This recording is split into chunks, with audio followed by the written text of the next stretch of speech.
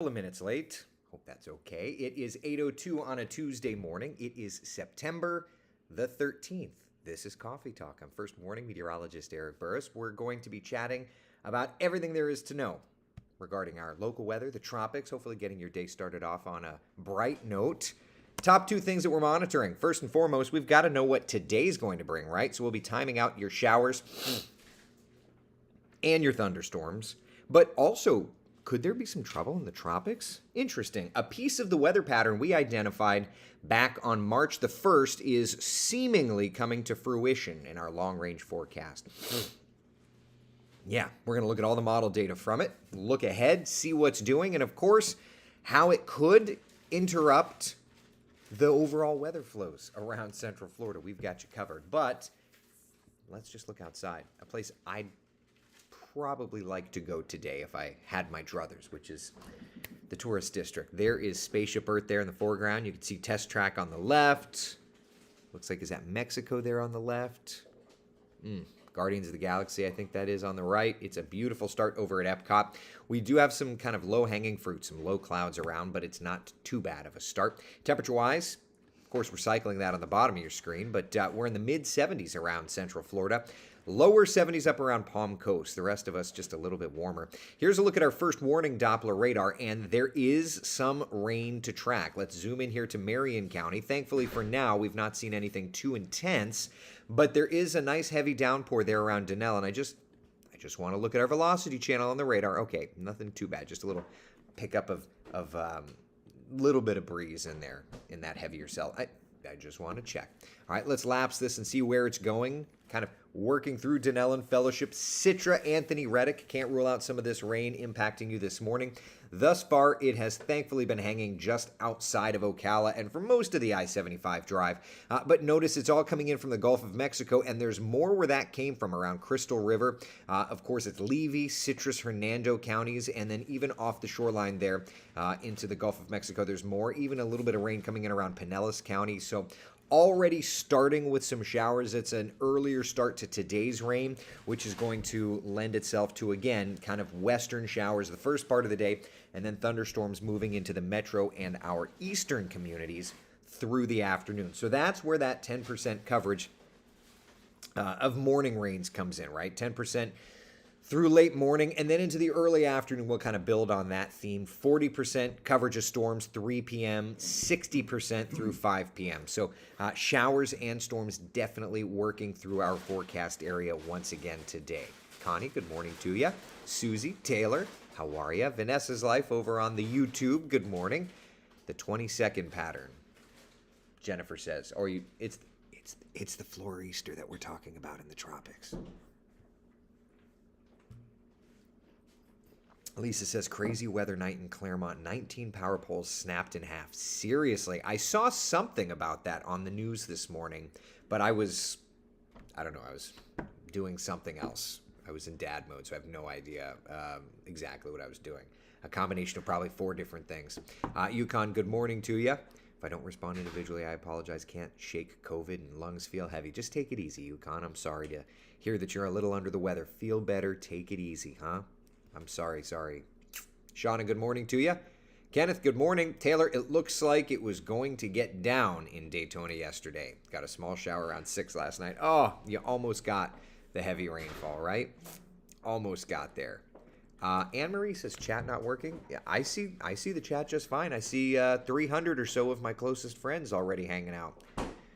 Frank says, so when I make the drive back today, it'll be perfect. You're going to get it leaving Pinellas, and then it'll be quiet, and then on your way out, you'll get it leaving the Orlando area, right? It was a microburst. Interesting. Yeah, what was... Oh, yesterday I had a meeting over at the hospital, so I was kind of only a little paying attention to the weather, if I'm honest. Jenny says, my chat also stopped working. I apologize. I don't know. At least it's working for me, so I can answer to you. Carolyn says, comments seem to be intermittent. Well, when it's Facebook, you know they're always up to no good, right? All right, so that's where we're at today. Let's talk temperatures before the heat arrives, and then let's talk rain on Futurecast, okay? Average high is 90 degrees. Remember, the highest average high is 92.3. So we have now started that temperature descent May not be a lot, but at least it's something, right? 92 today in Orlando, though. So above average in the city.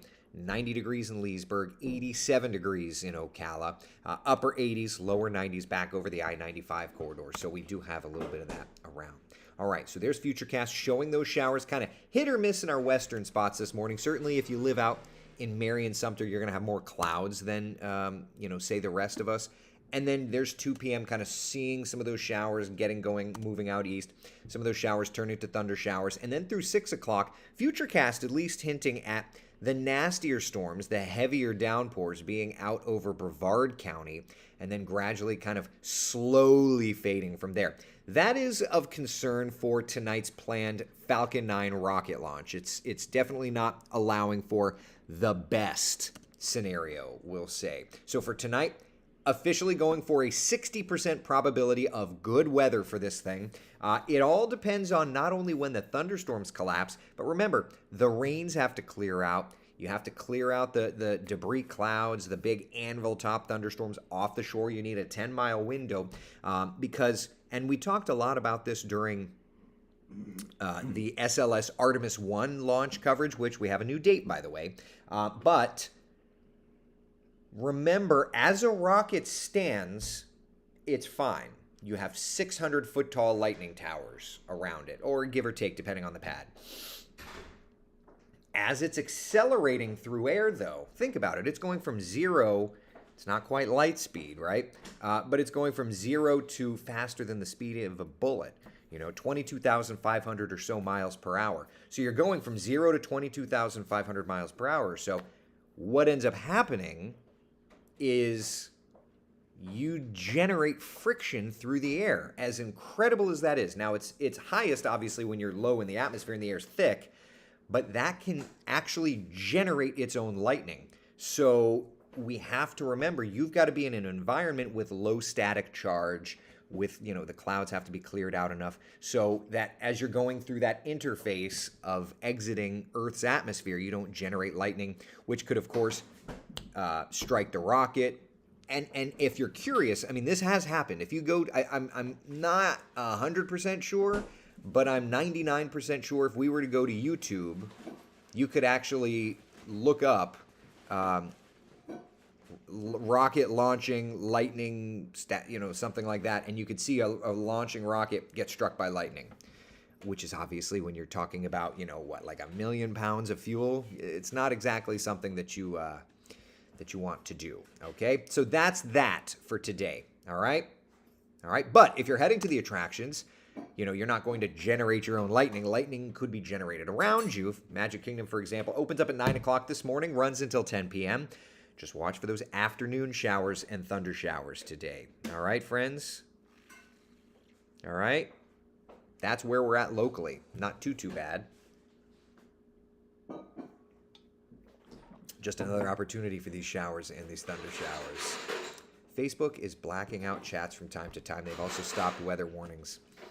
They run algorithm. I feel like every other day there's something new in the Facebook world, Yukon says, I'm impressed with the Blue Origin recovery of the capsule yesterday. Well, that's a big part of things, is the launch abort system. Yeah. So very happy that worked out. There were no souls on board, but they were able to recover the crew capsule, and they were able to recover any of the experiments that were on board. So it's a good reminder. Seriously, it's a good reminder. Getting to space is not easy. Getting to orbit is even more difficult. And any one of a million problems can happen. So when we talk about SLS, right, and Artemis, it's so funny. Everybody's so frustrated. This rocket, we've had 2 scrubs, and believe me, like my schedules have been thrown upside down because of it. But you have to remember, you have to mitigate the danger as best you can, which means that you have to make sure that everything is as good as it can be for these launches. Now, that said, we did get a new date of September 27th. I don't even know what day of the week that is. Hold on, let's look. September 27th is the new date for Artemis. That's a Tuesday.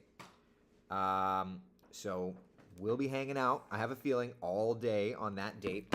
That's the new date for the SLS launch. Why can't they just fix the thing and go tomorrow, right? There's a lot that has to play into this, okay? So let's talk a little bit about the limitations and why SLS and Artemis has to go in certain windows of time, okay? First off, once you get the thing out of the Kennedy Space Center, it goes and does essentially one Earth orbit. Then it performs a TLI burn, a translunar insertion burn, okay? And you calculate the amount of power it takes to exit the Earth's atmosphere and get you to the moon. But you've only got so much fuel. So the first thing you have to do is make sure that all the stars, literally, I know that pun intended, you have to make sure all the stars are aligned, right? So that you use the fuel allotted to get out of the Earth's atmosphere. Then, as it's firing away into deep space, this is something that may be a little difficult to comprehend. You can't just stop the car and turn around and come back to Earth. If you don't enter into the moon's gravitational pull, you're off into deep space, and that's done. Sure, Artemis 1 is a non-manned mission, but practice how you want to perform, right? So you've got to make sure, as you're on your way, you've got to make sure that the moon is where you need it to be. So it all has to time out. And then there's other pieces of the puzzle too. Believe it or not, I thought this was pretty interesting. Once it gets into the distant retrograde orbit, remember, the moon orbits around the Earth, which orbits around the sun. So if you're on the dark side of the moon, you've got the opportunity to be in the darkness. Even if you're in an orbit, you've got the opportunity to be in darkness. You know, eclipses are going to be happening regularly. So you've got to make sure that you're only finding yourself in 90 minutes of darkness at a time, because the Orion spacecraft only has enough battery power to power the thing for 90 minutes of darkness. Why don't they have more batteries? Batteries equal weight. And in terms of flying jets, in terms of flying anything, weight and balance is the biggest. You have too much weight, thing doesn't make it out of Earth's gravity. Think about a jet. There have been jet crashes, commercial jet crashes. There have been cargo jet crashes where the weight and balance was not correct. So huge thing. So they had to allot certain number of batteries with the limitation of you get 90 minutes. And then after that, you need the sunlight. And then if all of that wasn't enough, as fascinating as this may be, if all of that wasn't enough, you need to make sure that when you make entry interface and you slow the thing down and start that splashdown, you need to make sure that you're splashing down in the Pacific during daylight hours. The United States Navy recovers this out in the Pacific. Again, no astronauts on board this one, but practice how you want to perform. So anyway, why is there so unique times allotted for Artemis 1?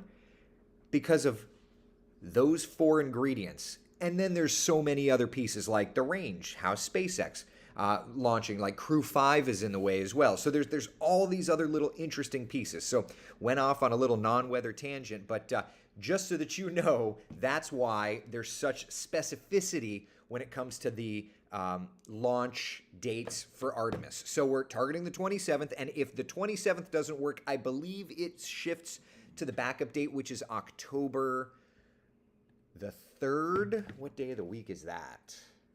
October the 3rd. That's a Monday. I think it's October the 3rd. Well, I'm doing the noon and 4 that day. So, you know, as you can imagine, we're doing a lot of logisticizing on the WESH side of things to make sure that we can get this covered as well as we can. Right? All right. So, all of that said, just kind of glad that we're not like trying to target right now, because we're in such this stormy pattern. And of course, you know, SpaceX trying to launch some Starlink satellites and things like that. Wider perspective to kind of illustrate, we're in a stormy pattern because there's a cold front nearby. Up to the north, this morning, Atlanta waking up to temperatures in the 50s. Oh man, wouldn't that be delicious? It's not coming here though. But that front just continues to sit over the peninsula, offering up more rain. There's even little pop-ups of moisture around. So showers and storms are around, but we're not getting any of the cooler air coming from that. right? Now, if by late this week that low does form out to the east, like some of the models are saying, not really talking much about tropical activity, at least as of right now, but if that low does form out there, we could get a little bit of kind of an east-northeast breeze, which may drop our humidity. We may notice just a little drop in humidity by late this week because of that area of low pressure. I, for one, would not complain about that. Okay, so let's look at the 7-day forecast. All right, and so here we go. 60, 70, 60, 60, 50, 50. There's a lot of rain. Yeah, we're staying above average rainfall-wise. It's going to be a stormy pattern across central Florida the next couple of days.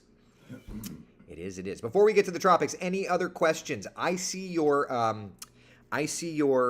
comments. I know some of you don't see the other comments, but I see the comments. So ask a question. Debbie's asking, what exactly is a microburst? So think of it like this. You've got a storm 50,000 feet, 40,000 feet up. You see those big towering clouds, right? And it's getting nasty, and it's as heavy as it can be. There's no more availability in the atmosphere to support this much moisture. And then it collapses, and it goes into free fall, and all of that rain starts coming out. All of that energy starts collapsing down. Well, what happens on the surface? It slams into the surface and goes out, and that's a downburst or a microburst. Those can be very damaging. When you see that, oftentimes it produces severe winds. Yeah, and that happens a lot in Central Florida because you'll get these things going from 10,000 to 20, 30, 40. They'll get tall real quick, and then they'll collapse real quick. So, yeah, we could get some nasty storms pretty quickly. All right. Matt points out, don't forget the Space Force has not yet authorized the range for the new launch date. They are concerned if the self-destruct batteries will be past the prime on September 27th. If that happens, we'll need to be rolled back to the VAB. That's correct. Yeah, there's other elements such as the range having to, authorize the dates, such as the Space Force having to give them an extension, which has not been granted yet, such as tanking. The tanking, I believe they're targeting either the 21st or the 23rd for tanking for like a wet dress rehearsal, just to make sure that there's not another hydrogen leak, So there's so many other elements, right? So many other elements that play into this. Jay says, for those complaining about Artemis scrubs, look historically how many times shuttle launches were scrubbed. And if there's one lesson, and there's a great documentary on this, and then we do need to talk tropics. There's a great documentary on Netflix about the Space Shuttle Challenger. Yeah, we all remember that last flight, right? If you're young, you may not remember, but certainly you would have learned about it. And if you didn't learn about it, you really should. The mentality was terrible, and it cost lives. So even though this is an unmanned mission, there's a lot at stake, right? Safety, safety, safety. And yesterday's Blue Origin flight is a prime example. There was a failure on the first stage. The abort system was able to activate, but their first stage was lost. In SLS, there's a lot riding on this. The entire Artemis program, there's, essentially the entire NASA spaceflight program is riding on this. So you cannot get it wrong, okay? All right, enough of that. Shall we go and talk tropics? Who's the guy in the reflection? Oh, did you? I don't know. Me? I don't know what you mean. I don't know. I apologize. We went to Kennedy Space Center yesterday, and it was awesome. We got to see Artemis from afar. Just to see it is wild, yeah. What time on the 27th? I want to say it's a late morning, early afternoon launch window, which is good for me. I don't want to have to wake up at 2 o'clock in the morning if I don't have to, or midnight if I don't have to. Peter's asking, are the tropics a done deal, more or less? No. No, no, no, no, no. No, they're not. All right, let's talk about the tropical basis, okay? Here we are, wide perspective. There are two areas of note. There are no named storms right now. There are two areas of note, okay? The first one, kind of central Atlantic. The second one coming just off the coast of Africa. Let's start with the second one coming off the coast of Africa. It's out near the Cabo Verde Islands. It has a low chance of development, not really something all that interesting. Atmosphere only marginally favorable for that. The one in the central Atlantic, it's kind of funny. There was no interest in this one except the European model. The European model, for the better part of a week, has been trying to develop this. It looked like junk. And I mean, even I was like, well, that'll be interesting to see how that plays out. But if you remember days and days ago, I said, don't forget this thing, because it was like a little batch of clouds. I said, don't forget this thing because the euro continuously wants to develop it. And interestingly enough, it is starting to look better and better. And as it works over toward the Leeward and Windward Islands over the next few days' time, there is a medium likelihood that it develops over the next 5 days, a 40% likelihood. Now, we are at September 13th. It's still a ways out. As a matter of fact, you know, the big thing to remember is when you track waves in the open Atlantic, there's a lot of time to track, okay? There's also a lot of time for them to try and develop. So let's just look, you know, this is an interesting graphic, totally ripped it off from a meteorologist colleague up in the Carolinas. But he rips off our graphics too. We've tweeted back and forth about this, okay? So if they were heading to the U.S., there's no answers yet. But just to give you an idea, you know, you're still talking 8 to 10 days for this first wave to be close enough, okay? 12 to 14 days for the second, okay? So there's still plenty of time to watch it. It's still way out there. But I think that this is an interesting graphic just to put perspectives on there, okay? So a lot of time to track, a lot of time for it to potentially develop, but certainly something we're going to be watching. So let's talk about the models. Now, that is not, at least as I understand it, let me just check. I don't think we have an Invest 96 yet. No 96 yet. All right. I would guess maybe today that's dubbed Invest 96, but nevertheless, when it is, we'll show you spaghetti models. In the meantime, we can just use the global models. So what you're looking at is the GFS 6Z, the most recent run of the GFS. And I'm just going to keep it zoomed in because I want to kind of show you. So here we are, right-hand side of your screen, bottom right side of your screen, approaching the islands there, that little blue dot, that is this system. All right, let's continue to watch it. It moves through the islands, and at least the GFS brings it south of Puerto Rico into the Caribbean. You can kind of see broad low pressure in the Caribbean, nothing terribly organized, but something of an area of low pressure. And you can see right there, that's Tuesday, September 20th, 2 a.m., something around Jamaica, the Caymans. All right? Now we're starting to really develop something. Not really sure what, but there's, you know, pressures are lowering. And you've got, this is 12Z, so this is 8 o'clock in the morning on September the 22nd. Something around Cuba and the Cayman Islands, and then kind of lifts up toward the north, toward Florida around the 23rd, right? And then it kind of loops around and maybe moves out into the Gulf of Mexico. You know, the bottom line that I'm taking away from this run of the GFS is that something is trying to develop and move into, what am I trying to think of? Move into this region, right? Now, let's go back a model run and just, comparison purposes. All right, let's go through. This is the 00Z of the GFS. Trying to bring something up toward Louisiana. Let's go to the 18Z. Bring something over toward Mexico. Let's go to yesterday's 12Z. And it was bringing something toward Florida. So the GFS is sniffing something out. It doesn't quite know what it is, but it's sniffing something out. All right, and that's like 4 or 5 runs worth. So all I can tell at this point, my takeaway isn't Florida's in danger or Mexico's in danger, Texas, Louisiana, is that, around September 21st, 22nd, 23rd, maybe we'll be watching something, getting a little close, right? Let's take a look at the European model. All right?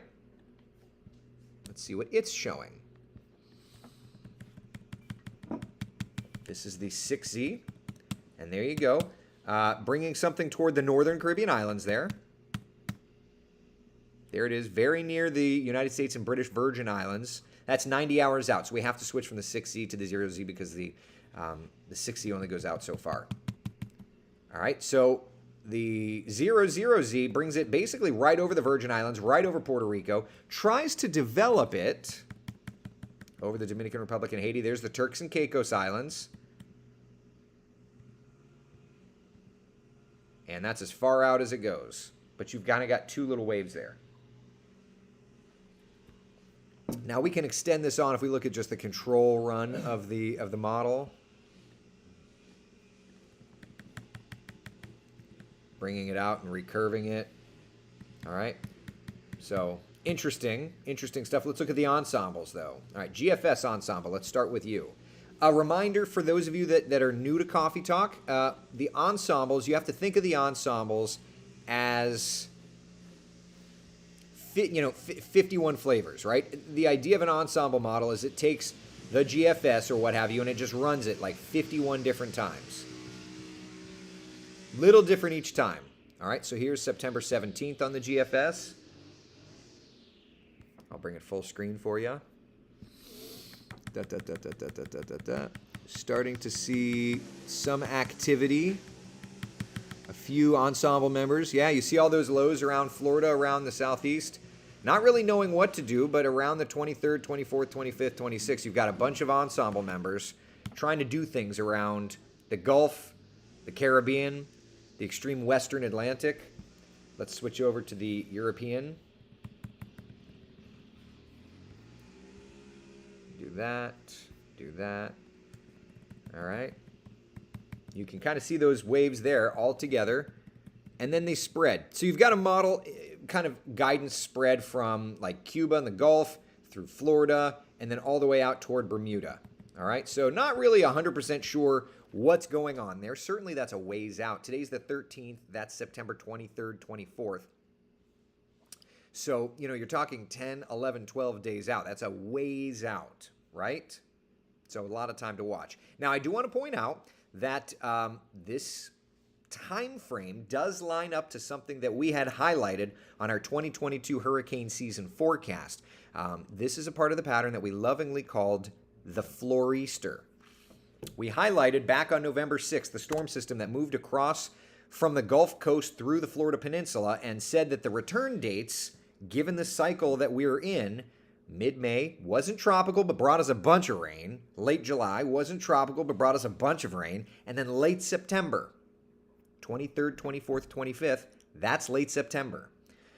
So this is timing out close enough to the Floreaster that it has me at least watching it with very, very close eyes.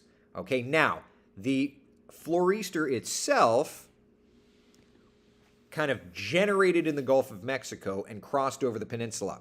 So it has me at least thinking that the path of most likely track would be kind of a Caribbean looping around Gulf Coast kind of thing, okay? We've watched it cycle over and over and over again.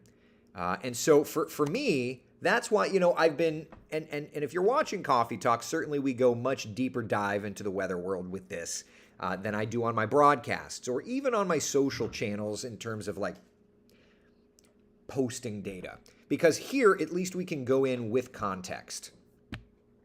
Okay? It also gives you the opportunity to ask any questions. So the timing would make me believe that this is that Floreaster part of the pattern, the November 6th, 2021 part. So late September, the models are kind of indicating that. So it's definitely something to watch, we'll say. All right? All right. Questions, comments, concerns. Facebook meteorologists have been going crazy about the one in the central Atlantic. Well, and with context, I think that we can talk about it as well. I certainly don't want to go crazy, and I won't go crazy. We need a little hurricane, need a couple of days of vacation. Yeah, you may get vacation. I'm stuck working. I don't want to do that. I like my days off. Is there anyone who follows the remnants of storms such as Danielle to follow up what happens to the low over time? I mean, eventually it just fades. CC's asking, is that our 26, 27, 28 Florida storm? It's the Floreaster. It looks like at least that it's the Floreaster.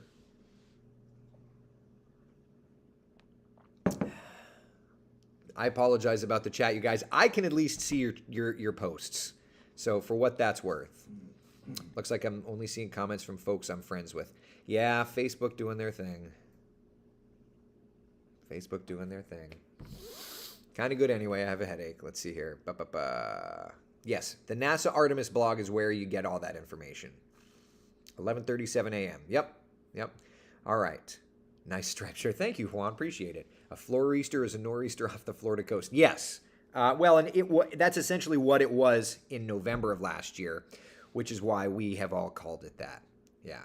I saw some concerns posted on another weather page too. This is a part of the pattern we talked about 6.5 months ago, right? And frankly, if you follow us year round, right? Like when the florester was happening, we were all saying, "Oh, this is going to be a big part of the weather pattern for next year." The first 2 cycles of it in hurricane season gave us stormier weather, but did not give us anything tropical. We can hope for that for the third, but yeah, I don't know. We'll have to watch it.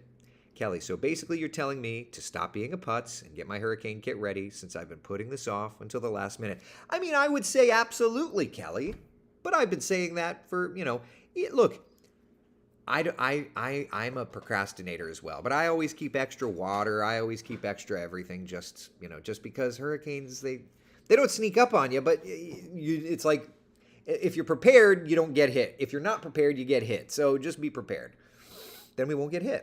Sabirs is asking, did the BSR show anything? It has, yeah. Hold on a second. Of course, that's the one thing I didn't prep. All right, give me a minute. It's the one thing I didn't prep. I'll show it to you.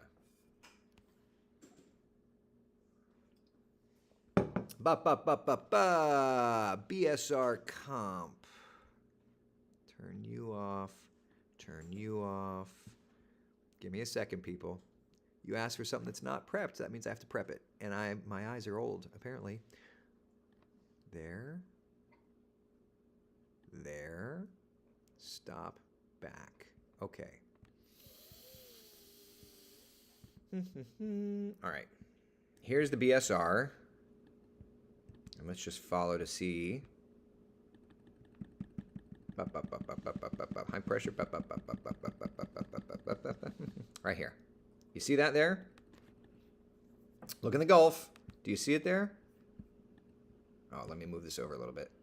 Oh, I moved it over too much. Okay. You see out in the Gulf there? That 1023 low? Watch through time. Bada bing, bada bing, bada bing, bada bing, bada bing. Yep, Florida. And that times out. That is 6Z on September 7th. And 6Z on September 7th fast forwards to 1, 2, 1, 2, 3. The 23rd/24th. So the 23rd/the 24th of September, the BSR is indicating it. It's not a huge indicator, but it's indicating it. So you've got the LRC, our long range forecast indicating it. The BSR is indicating it. The models are indicating it. You've heard of double checking your work, right? I mean, that's what we have done. I would again say around the 23rd, 24th, 25th, we should probably be just eyeballing the tropics. Yeah. All right. So Sibir's, the BSR did show it. I have portable generator and impact windows. I think we won't get hit for another 10 years. That's just some fun time. I mean, right. Like I've got batteries and solar, so we just won't get hit, which I'm fine with. Apparently we just need to know when Chris Pierce is going to take a road trip. If he's on the road during peak of hurricane season, we're all good. Yeah, I know, right? Good gravy. Tom says no guarantee will be tropical, though. No, but we'll get a storm system at the very least. Something more than likely will uptick our rain chances. But, the models are all kind of hinting that there could be some tropical activity around. Mike says, looks like tropical wave might be LRC recycled. Do you think that's it? Could be, man. Yeah. I mean, not guaranteeing it, but it could be. So, hey, that's what makes weather forecasting both humbling and fun, because you really are looking at the future and using these long-range forecasting techniques. They're difficult. If it was easy, everybody would do it, And if it was easy, people wouldn't doubt it. Oh, no, you can't do that. We kind of do, Nothing's perfect, but I think it's pretty darn cool. At least gives us ideas. Am I crazy? Perhaps. Such is life, though. It's all right. I'd rather be crazy and try new things and evolve my science than sit stagnant in a puddle and wait for the amoeba to get me, you know? Mike says the Hebert box or the Ebert box. But that only qualifies. By the way, good morning, sir. Mr. Mike from Mike's Weather Page talks about the Hebert box or Ebert box. Okay. Yes, that's a thing. So I believe that only references a major hurricane, though, right? I'd have to go and study that. The box basically says that there are two boxes in the Caribbean, and that if I think, and I haven't like gone back to study this in a few years, but I believe that the is it Hebert box? I Gewalt. Hold on, let me type this and check. I just need to get Ebert box. The Ebert box. It essentially says that if tropical systems are major and go through that box, they're going to hit South Florida, is the gist of it. But is it? All right, so I'm just going to read this off of Wikipedia. Actually, here, I'll put this on the screen. That way we can all look. And then we can wrap up Coffee Talk. Hold on. Yeah, we used this during Hurricane Charlie. That was a good one. All right, so here's the box. There's two boxes. All right, you've got one on the Northern Islands and you've got another one around the Caymans. So yes, the long and short of it is that yes, this tropical wave does look to move into those boxes. But I believe, and I have to do some further reading here real fast. Again, this is Wikipedia. One of two regions in the tropical Atlantic Ocean that are useful predictors of hurricanes will strike South Florida. That most strong hurricanes, which struck South Florida, also pass through one of these two small square geographic regions. So is it that they have to be hurricanes when they pass through? I have to go back and look. But anyway, yes. We always look for those boxes. Yes. And that's not something that I was just going to pull out and talk about, because that does always bring up the anxiety a little bit. And frankly, the model support isn't there for anything crazy, but hey, the tropics, man. But yes, Ebert. Yes, it's Ebert. Yes. Yes. Tom says it's the drunk donkey himself. All right, so peak of hurricane season. May have some interesting times here at the end of September. And then we enter into a new long-range cycle, October and November, which means we will be watching the BSR closely, because that will be the about only tool we can use. Thank you, buddy. You as well, Mr. Mike. Hi, Gewalt. Could we be getting busy in the tropics? I guess so. All right, listen, be the sunshine in someone else's day. I will see you guys and gals later on. I'll be tweeting and Facebooking, and more than likely this thing is going to become an invest later today. And if it becomes an invest, I will start posting the model data as it comes in. But for right now, it's just a grouping of clouds and nothing more. All right? Don't freak out, people. No need for that. All right?